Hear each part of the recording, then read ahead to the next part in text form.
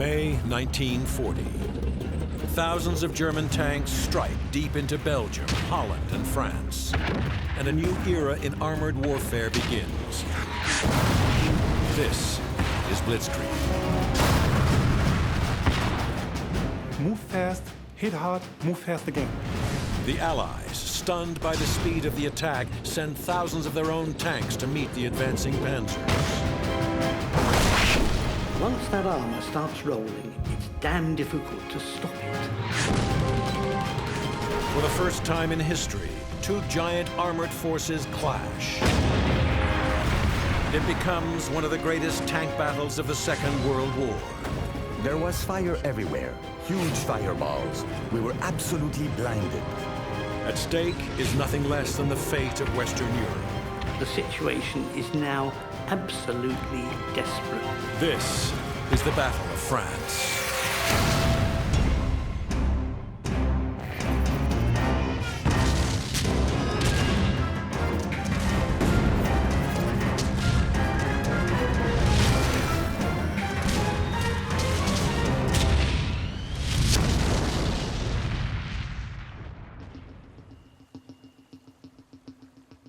Sedan, France, on the Meuse River near the Belgian border.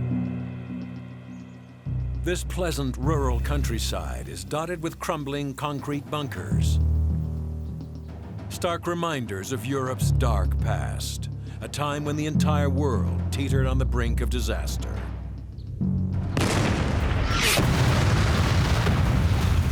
September 1st, 1939. A German army, 1.5 million men strong, streams across the border into Poland. And the Second World War begins.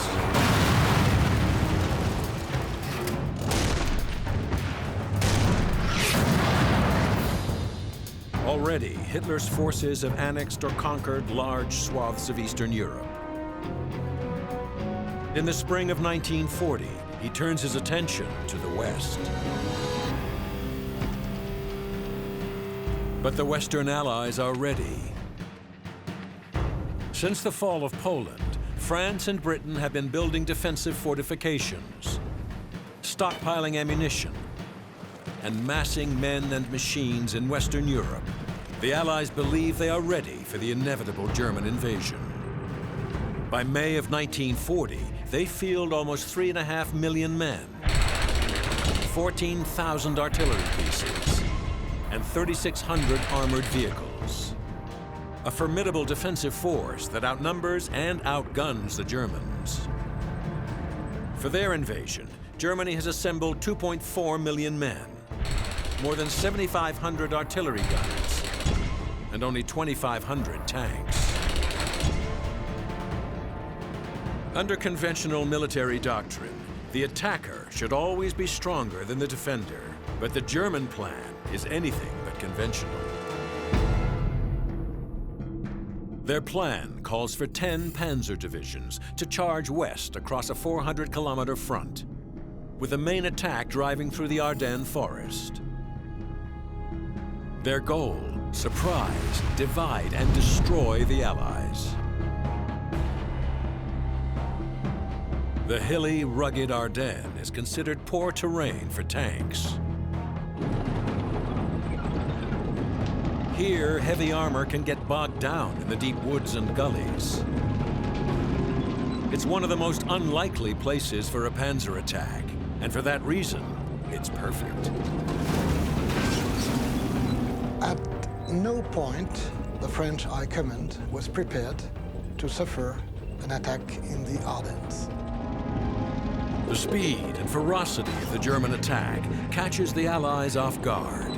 Still clinging to military tactics of the First World War, they are ill-prepared for General Heinz Guderian's new form of mobile armored warfare, the Blitzkrieg. Guderian and all the young Panzer generals, they understood that speed and mobility and confusion are the key elements of this strategy. Creating a center of gravity, breaking through, piercing through it, then break out and create confusion and terror so the enemy's army collapses.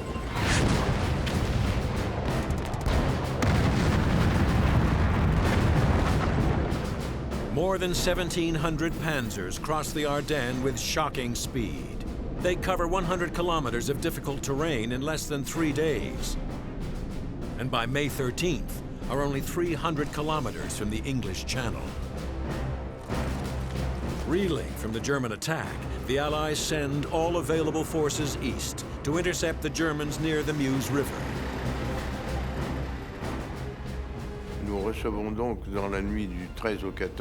We receive urgent orders to rush forward and counterattack the Germans that had crossed the Meuse. We had to stop them and throw them back across the river to the other side. Spearheading the Allied counterattack and rushing headlong into the rapidly advancing Panzers are 36 French light tanks. The FCM-36 is well protected by 40 millimeters of frontal armor, but its short-barreled 37mm main gun is designed primarily for infantry support and is all but useless against Guderian's tanks.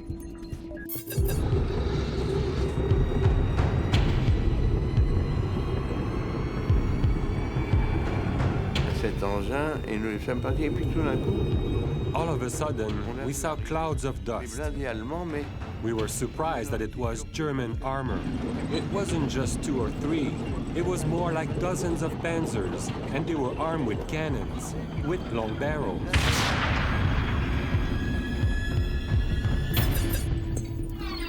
Advancing towards the French are dozens of the formidable Panzer Mark III. It is armed with a long-barreled 37mm cannon, giving the Mark III much more killing power than the French tanks. We take the shell, we put it in the cannon, we aim, and we fire.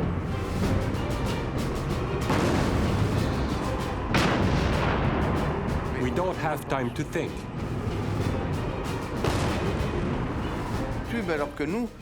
But we couldn't pierce their armor.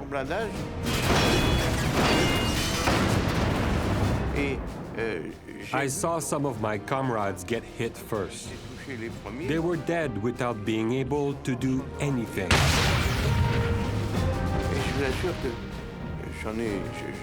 It's awful to think that there's nothing you can do to help them. But they just couldn't defend themselves against the larger and more powerful German cannons.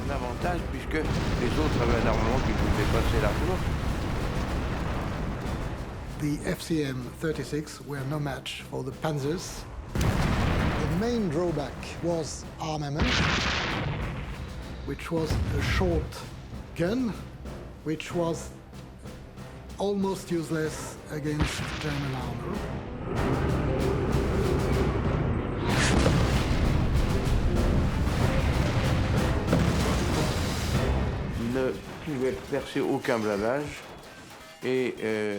Our short cannon could not pierce their armor. All we could do is try to blind the drivers of the Panzers in front of us. It wasn't easy to aim. We were raising the cannon up and down with our shoulder to pick the area we wanted to hit. But we somehow managed.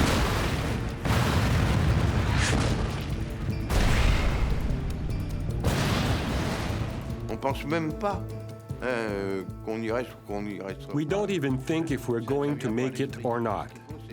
We have to do what we can with what we have. That's all. If we get killed, then so be it. When shells hit our armor, the steel turns bright red.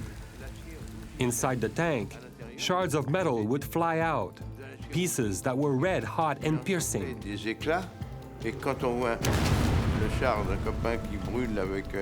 When we see a tank burning with shell holes and the crew inside, it hurts.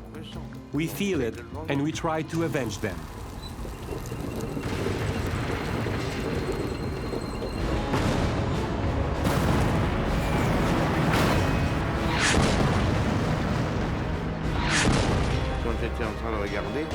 While I was looking, a German shell hit our turret. It didn't go through, but it shattered the periscope and it fell on me, knocking me out.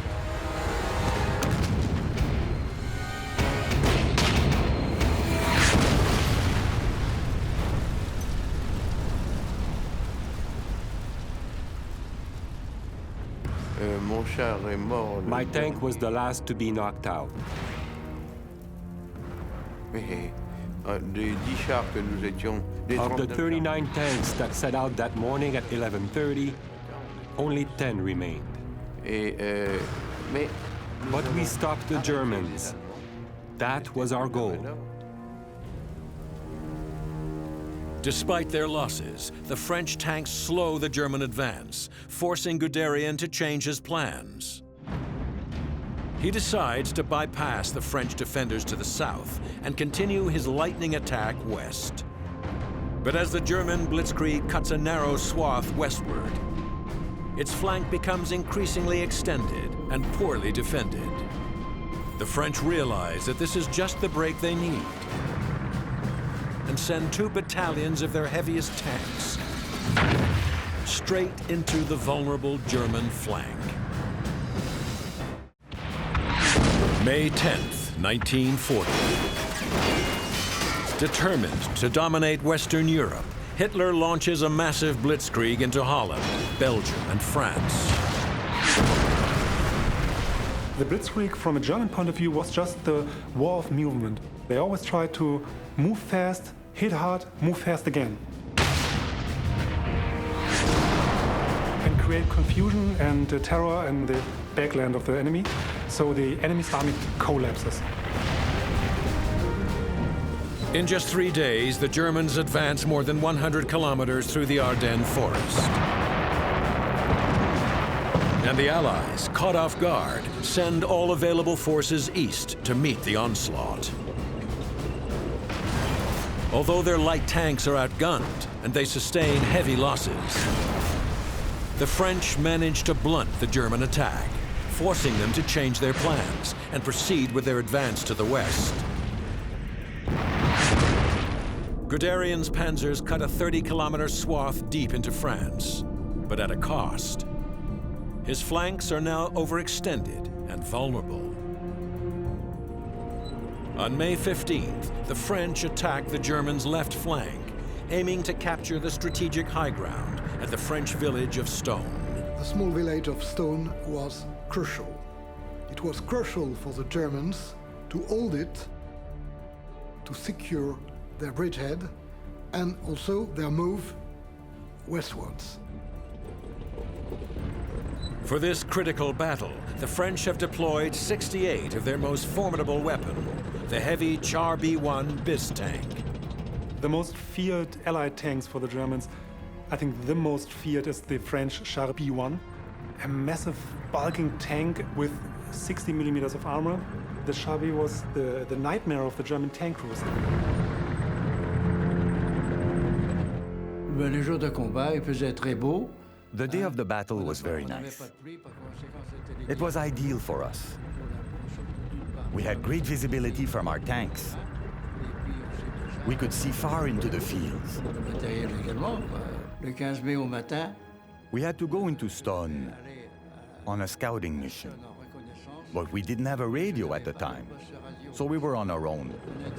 We not only had to fight the Germans, but we had to prevent them from getting past us. Going up the hill, we didn't see anything. No sign or contact with the enemy. As we continued to advance, we still didn't see the enemy. So we had to keep our guard up while we moved forward. We first made contact when German machine guns on the water tower opened fire and started shooting at us.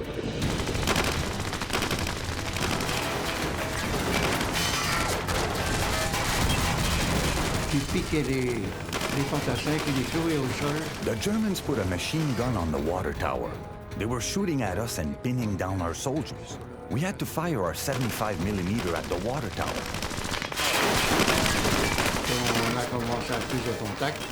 So I drove up to get closer. I had to get into position to fire on the machine gun nest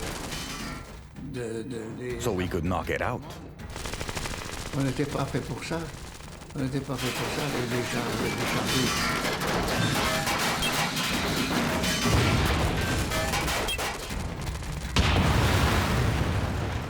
Quand j'étais sur le plateau, we just had to eliminate them and move on. près de Stone, Nous, on conduit le char. I kept driving the tank. We had to advance and keep engaging the enemy. So I was shooting the 75mm cannon. C'est la raison pour laquelle We had to take that position and keep that hill. on garde cette colline-là. As the big French tanks reach Stone, they come under heavy fire from well-hidden German anti-tank guns. Dans les chars B, Inside the Char B, we were very confident that our strong armor would keep us safe from danger or injury.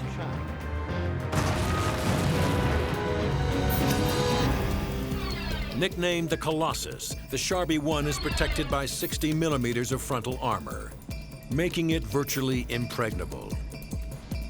Combined with its incredible firepower, the Char B1 is the most powerful tank on the battlefield.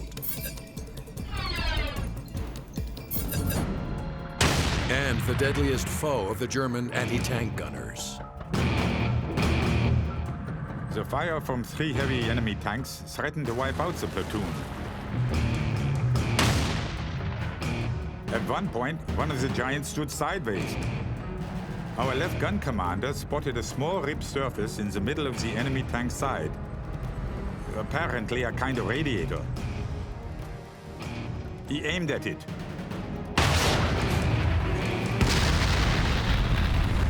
A jet of flame shot out of the tank. Now the 2 field guns fired only at those little squares in the side of the 32-ton enemy tanks. pour les signaler, quoi. At that moment, I decided to release a smoke shell so we could escape from there. Arriver à sortir de là. Et à la sortie du Coming fumigène, out of the smoke, there was an anti-tank gun right in front of us. He was getting ready to fire at me, but he didn't have time. I was too close and I couldn't fire. There was only one thing to do. I had to drive my tank over it. et puis lui passer pour le... The crew of the anti-tank gun were raising their hands. I couldn't fire at them, so the tank commander took care of them. Au canon, je ne l'ai pas tiré au canon 75, le chef de chasse s'en occupait, lui. Et je suis rentré à la base. We left the village and went back to our base, lucky to be in one piece.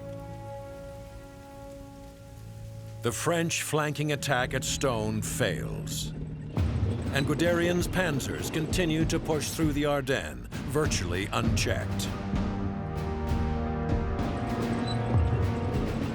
To Guderian's north, at the spearhead of the German advance, is the elite 7th Panzer Division, led by Germany's most famous Panzer commander, Erwin Rommel.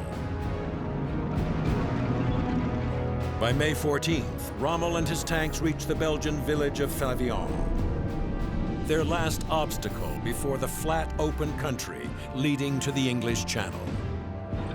If they can break out here, Rommel's highly mobile Panzers will be just a few days from the coast, threatening to split the Allied armies in half.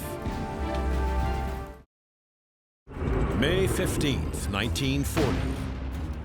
It's been 5 days since the beginning of Hitler's invasion of France, and his mighty Panzer divisions have already bludgeoned their way 150 kilometers through the rugged Ardennes.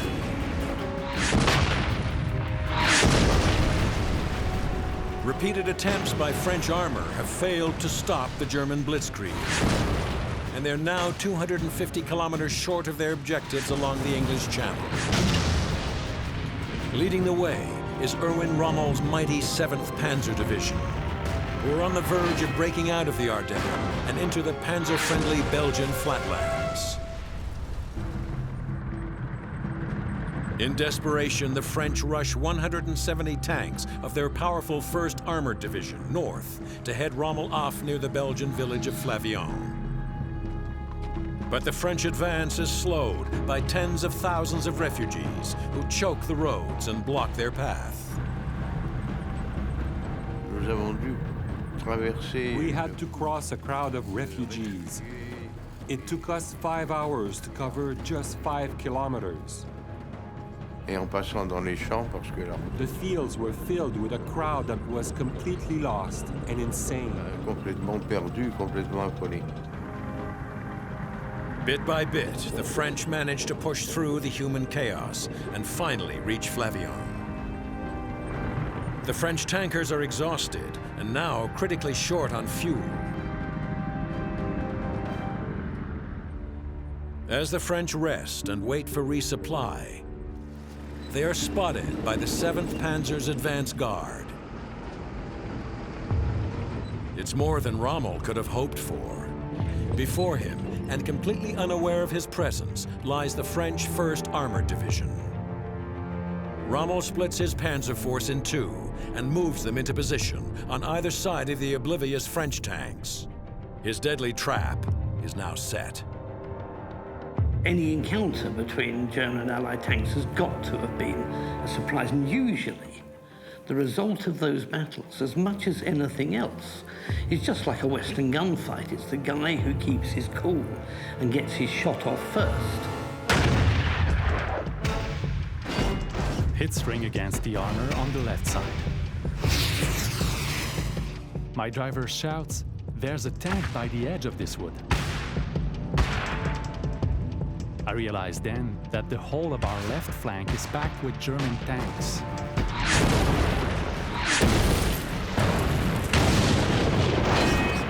What the Germans did was to build circles around them, move around them and shoot on them from every side. The German tanks tried to act like wolf packs. They tried to get around isolated Char B1, which was quite easy because the Allied tanks were scattered along the battlefield, so they picked one out, already using the radio to say, let's pick this one on the right half, first tanks. So all the tanks were concentrating on this one lonely Char B1.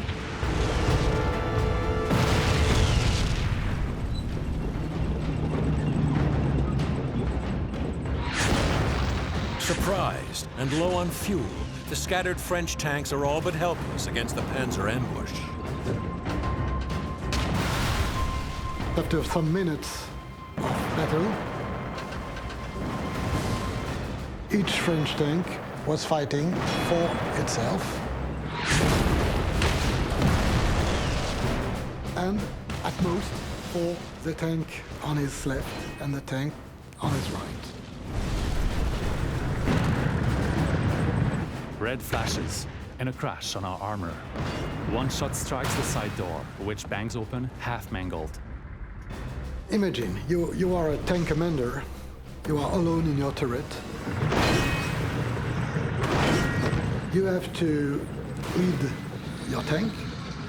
You also have to man your gun.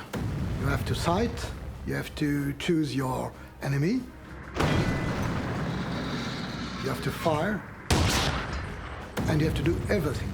You are like a tambourine man inside a coffin of steel.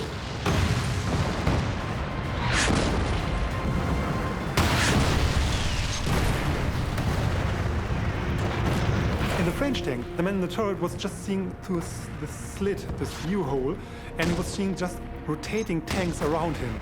And he couldn't revolve the turret just to keep track with one. Not to speak of 5 or 6 or 7.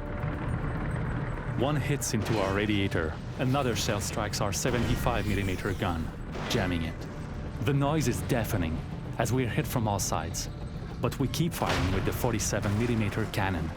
When you confuse the enemy tank crew enough, and if you shoot enough, sometimes you will hit the tracks, you will hit something vulnerable, or they simply will give up under the pressure. My right track is rattling furiously, and my 47mm gun has been worked so hard that the bolt could not be closed. So we withdraw slowly.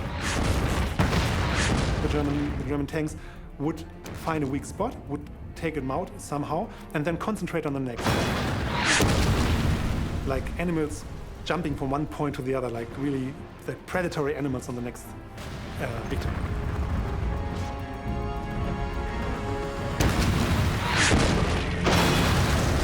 Flavion is a terrible place for the French tank force. The division was completely smashed up It was unable of any other action. Rommel's attack destroys 2 entire tank battalions. And by the end of the day, the French 1st Armored Division, originally 170 tanks strong, is reduced to just 36. The victory at Flavion allows the Germans to break out of the rugged terrain of the Ardennes and into the tank-friendly country of western Belgium. And they advance to the sea at full speed. Allied command scrambles to mount another counterattack against the ever-lengthening German flank.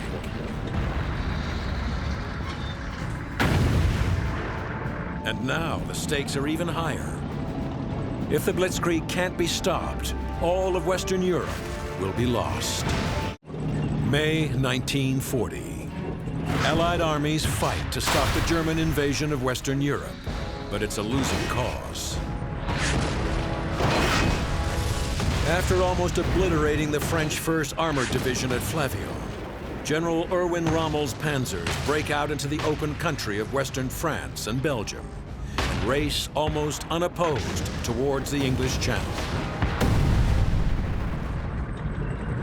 The French High Command, desperate to stem the German onslaught, quickly tries to reorganize their armored forces at Stone. Their mission is to slice through the German southern flank and cut their lines of communication and supply. But 5 days of constant German attacks have taken a heavy toll on the French. Their army is racked by severe disorganization, and at the last minute they call off the attack. But in the confusion, the message doesn't reach the 49th Tank Battalion. And on May 15th at 5:30 p.m., without artillery or infantry support, they begin their advance towards the German line. With our 5 tanks, we emerged from the woods. We were surprised by an artillery barrage. But we had to go through it, although we couldn't see. There was fire everywhere, like huge fireballs and huge chunks of earth. We were absolutely blinded by it all. We got beaten up. We had to look for a way out. So at that moment, we began to assemble into line formation and throw ourselves into the attack.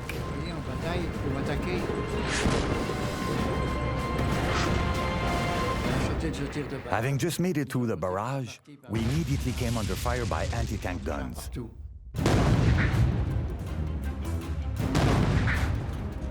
The French have driven straight into a trap. A V-shaped killing zone where German anti-tank guns are positioned to catch the advancing tanks in a deadly crossfire. When an anti-tank gun fires at you, it makes a deafening noise. And when it hits, it leaves a mark inside the tank. It creates a weird effect. What I was afraid of is all the fuel we had inside at the time. We had 400 liters of gasoline. Never mind the 80 shells inside. If ever there was a fire or a spark in there, the tank becomes a bomb.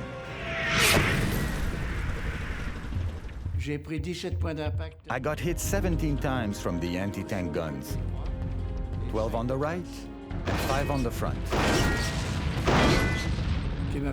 When an anti-tank gun fires at you, it creates a long flame. So I was able to detect them like that.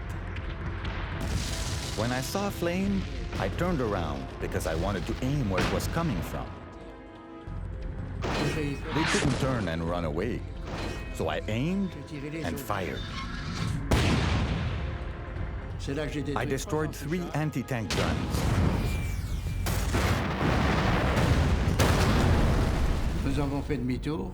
We turned and saw the captain of our company 10 meters in front of us.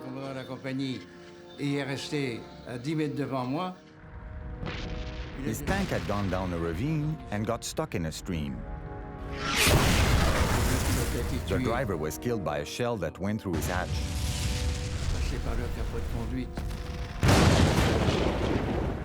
It's very different when you have comrades that are injured.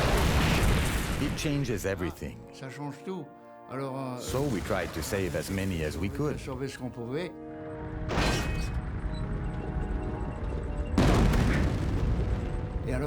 We turned around and there was another tank commander.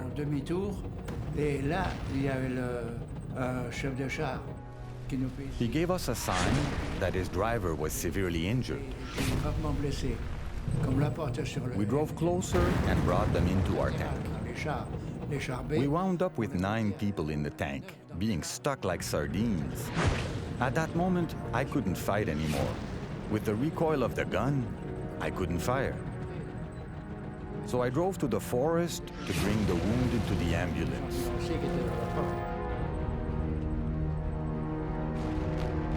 The French attack fails, and the German Blitzkrieg continues rolling west towards the sea. The formidable panzer columns now seem unstoppable.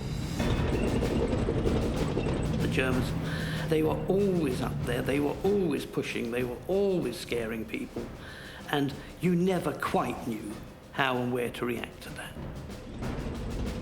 Once that armour starts rolling, it's damn difficult to stop it. On May 20th, 10 days after the invasion began, the vanguard of Guderian's panzers reaches the English Channel at Abbeville, France, and cuts the Allied forces in half. The situation for the Allies is dire. They must relink their armies before the Germans can bring up reinforcements. And they prepare for one last do-or-die attack. It will be the decisive tank-on-tank clash in the Battle of France. May 20th, 1940. The German Blitzkrieg into Western Europe enters its 10th bloody day.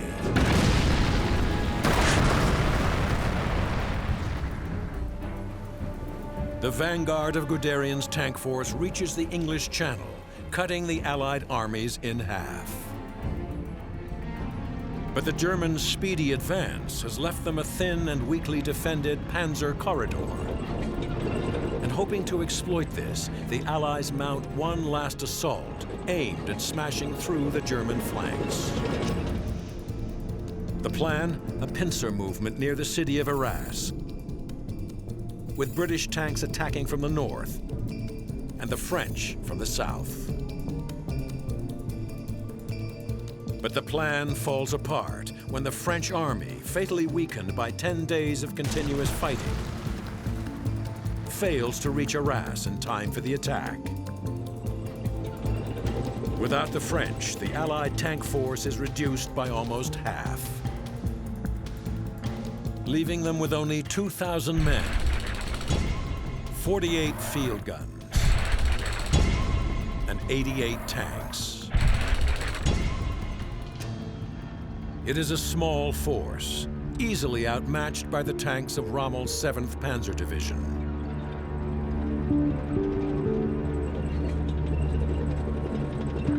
But the Allies realize time is running out, and despite the heavy odds against them, they launch their attack. I was stopped at a little village just outside Arras to join the tanks that were already out there. We had about 5 or 6 Matildas then, so we set off. We just kept going as fast as we could. We were told to shoot to kill. The Matilda II is equipped with a 2-pounder cannon, capable of destroying German armor at a range of 1,500 meters.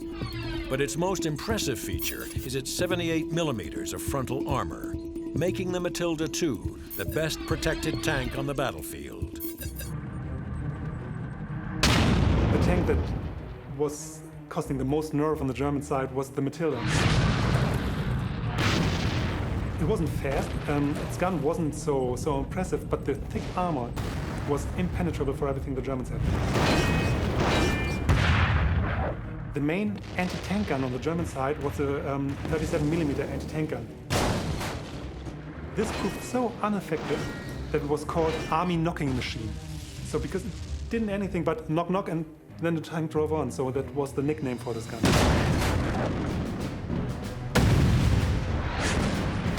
With no way to stop them, the Matildas overrun German positions, sending panic through the lines. With his forces wavering and in retreat, Rommel rushes to Arras to take personal command. We arrived at WWII. The enemy tank fire had created chaos and confusion among our troops. We drove off to a hill west of the village, where we found a light anti-aircraft troop and several anti-tank guns located in a small wood. At the same time, several enemy tanks were advancing down the road. It was an extremely tight spot.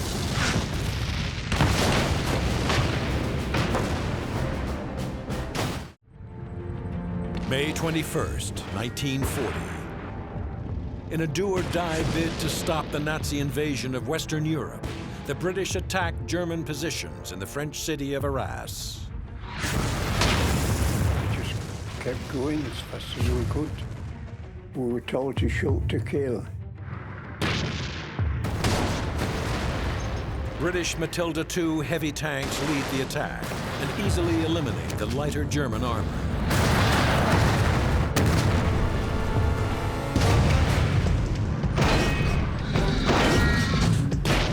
Desperate to prevent a British breakthrough, Rommel deploys his 88mm anti-aircraft guns in a defensive line and orders them to fire at the advancing Matildas.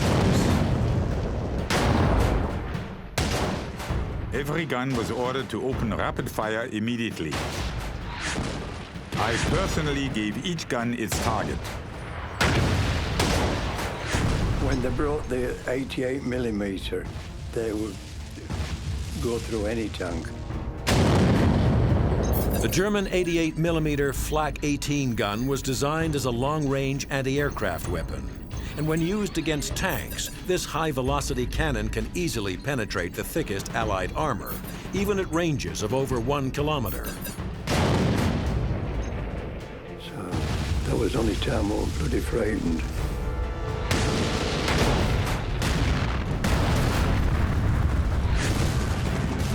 With the enemy tanks so perilously close, only rapid fire from every gun could save the situation. We ran from gun to gun. The objections of the gun commanders, that their range was still too great to engage the tanks effectively, were overruled.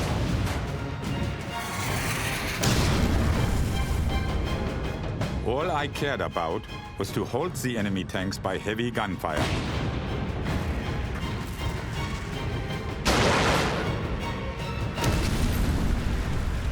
Well, we could see the German tanks on the horizon, and as soon as they saw us, they started firing at us, you see.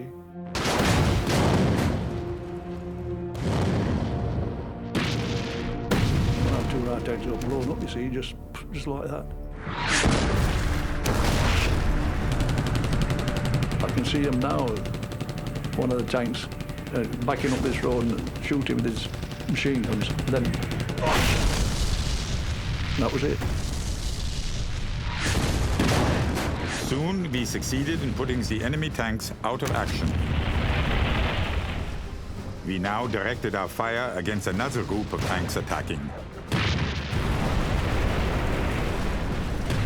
Setting fire to some, halting others, and forcing the rest to retreat.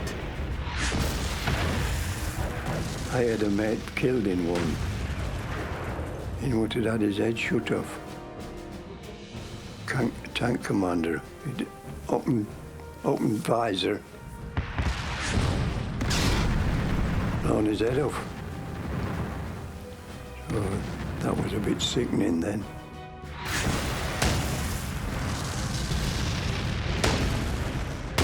Although we were under very heavy fire from the tanks during this action, the gun crews worked magnificently. So that was retreat. All right, retreat. That was the only word we got, retreat. Well, we couldn't, there's nothing else we could do. Rommel's victory at Arras is hard won. The Germans have sustained their heaviest casualties of the campaign, losing 30 Panzers and more than 600 men. But the British have suffered far worse. Just 28 of the original 88 tanks make it back to their lines, and hundreds of men are killed and wounded. After Arras, and after the fighting in Western France, we have lost virtually all our tanks, all our anti-tank guns. As far as Britain itself is concerned, the situation is now absolutely desperate. German divisions reach the coast, and by June 4th, the last British troops evacuate France at Dunkirk.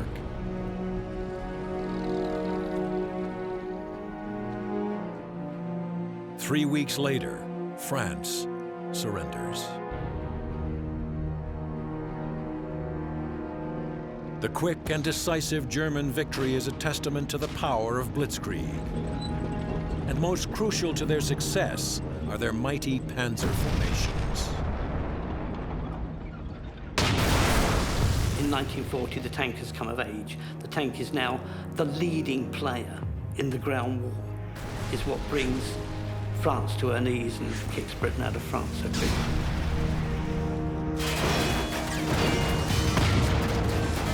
A huge number of soldiers have lost their lives for the defense of France, especially in the tank forces. All the men have fought fiercely with hope that their action would stop the enemy.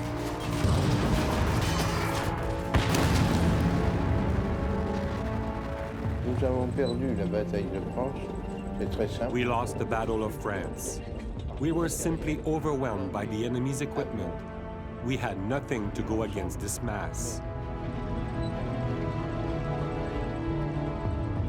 Perdre la guerre. Losing war is one thing.